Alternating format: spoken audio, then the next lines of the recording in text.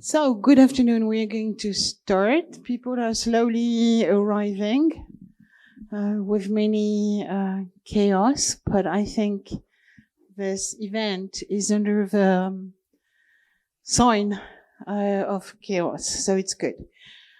So, good afternoon and welcome to Global Periphery. My name is Annick. I'm the director and the curator of Leonardo Olats, the Leonardo Observatory of Art, Science and Technology, which is a non-profit organization Paris-based and which is affiliated with Leonardo ISAST, which is a US-based organization. So global periphery, contemporary imaginaries of outer space and multiple voices. This summer, we witnessed the beautiful and fabulous images from the James Webb Space Telescope and the less fabulous images from fires, floods, and wars. Between stargazing and remote sensing, space is in our daily life. But there comes first question. Who is getting and processing the information and how from those space technology? So this past week in Paris was the International Astronautical Congress, and 72 years after the first one that started also in Paris. And each year the Congress has a theme, as a slogan, so to speak. And this year it was space for all. But who is all exactly? This is one of another question. And we have like that many unanswered questions. And they are not trivial, and they are not necessarily very easy to answer either. And one of them is who has access to space exactly, and what does a space nation mean? Is it to have your launch vehicle? In normal names, it's a rocket. Is it an instrument on the spacecraft that goes to Mars or elsewhere in the galaxy? Is it to have your own satellite to bring down data to you? Is it to have your own astronaut? First female Egyptian astronaut to be launched on the ISS. It's how she is broadcasted. There is obviously a conflict between independence and sovereignty in terms of politics and the necessity of cooperation in space activities. And again, this is not trivial.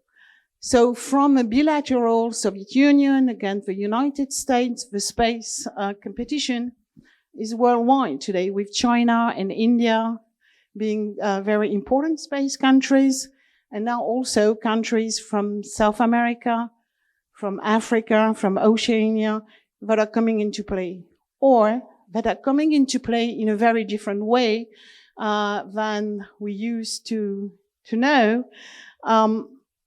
and as their role in the space activity on the ground used to be, and is very much, or has been very much, put aside into the space narrative, into the main storytelling. And to be clear, the main narrative when we talk about space is still mostly Western, or better said, US, with Elon Musk and Jeff Bezos as your new heroes or the new villains, depending on which side you want to be. They might be both at the same time, actually.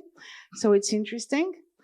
But somehow this US narrative is setting the rules, even or especially when we try to oppose those narratives.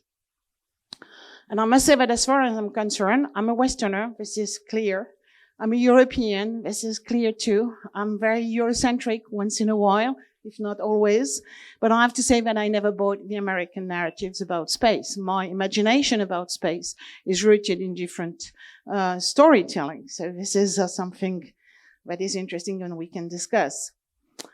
Another point that I want to bring on the table now is the coming into play also the shift from public state space through the space agencies that are basically taxpayer money in each country to a more private company money-making way of dealing space, and it is labeled new space.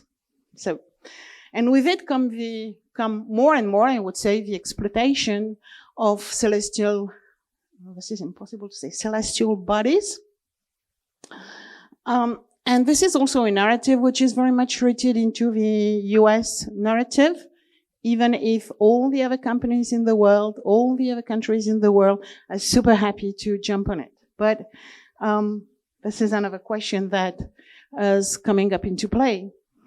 So what are the other narratives besides the US one and the Hollywood one?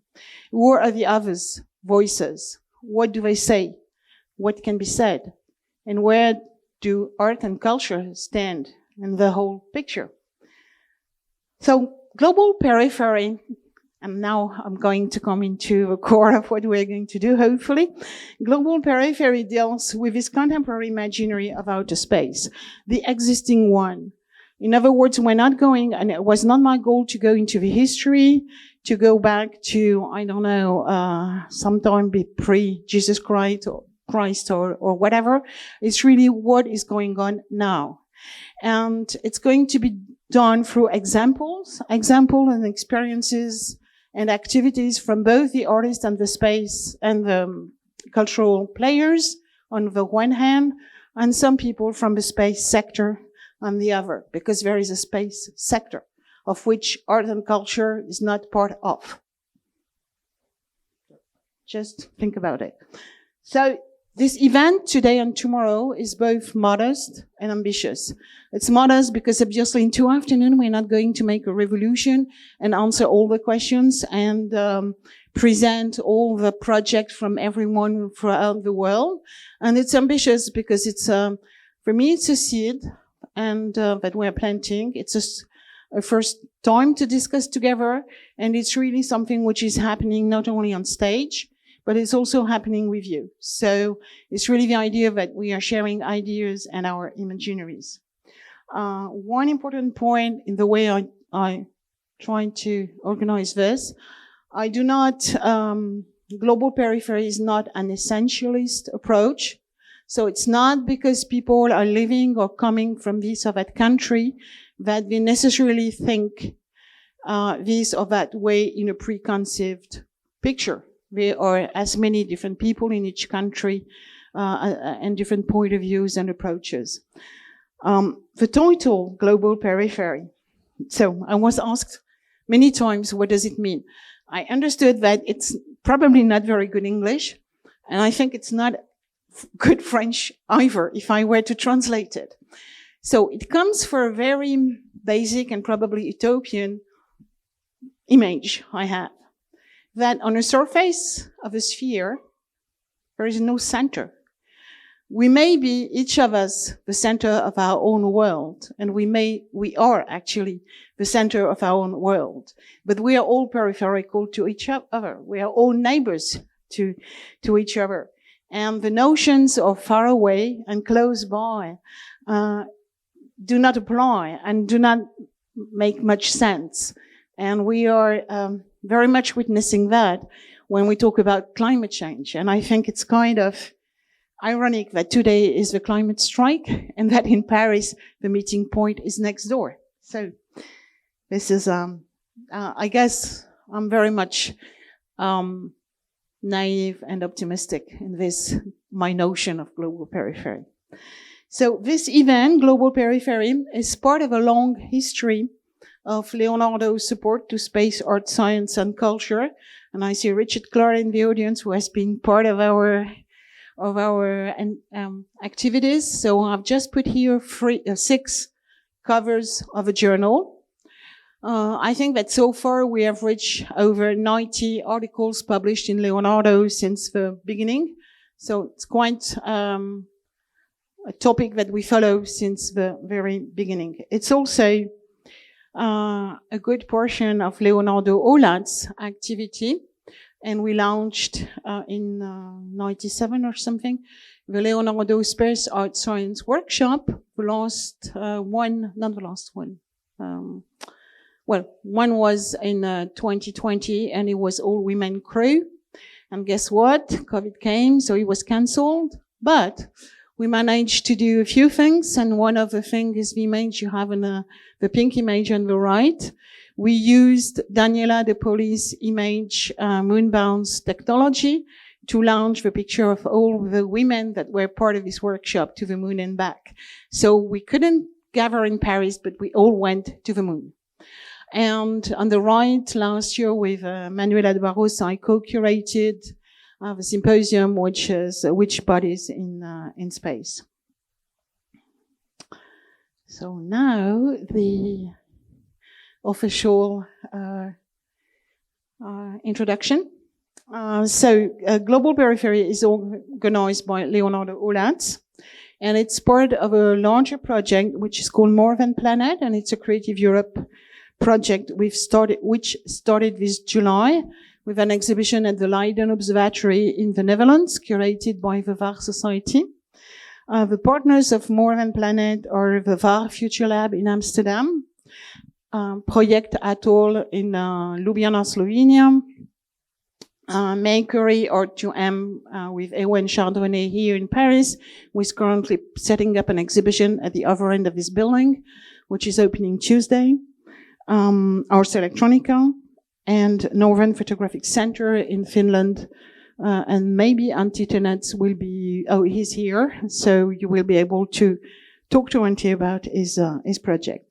Global Periphery is done in collaboration with the Chaire Arts Sciences, Ecole, Polytechnique, and Ensad, which sponsored our workshop yesterday.